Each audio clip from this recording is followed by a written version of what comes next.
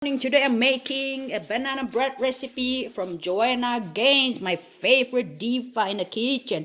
Unfortunately, I have a recipe, but the instruction got cut up because I just stole it from the internet. So I might make mistakes.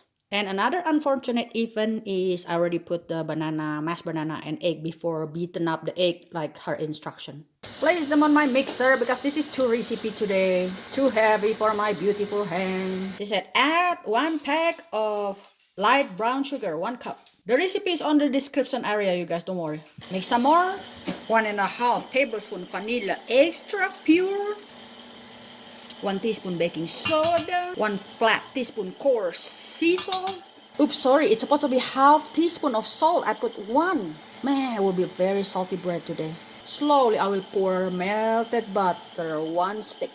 Well, the saving grace is my butter today is unsalted, so that's make up for the salted butter. 1 1/4 cup of all-purpose flour. Add half cup of pecan. Oops, it's walnut, not pecan. I got criticized by Bule. For the twist, Bule said add 8 cups of raisin. 2 recipe actually enough for my 9x13 pan.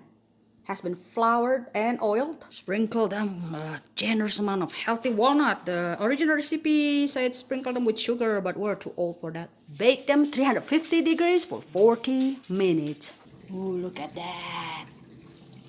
Getting there. Finally, it's actually taking longer than 40 minutes, maybe because I make 2 recipe. Use the skewer to test them, guys. Look at that, folks. Different shape, different sizes. Put some butter to melt to perfection. Yeah. Here I have a little bit outside to try. It's so good, dear. It's so good.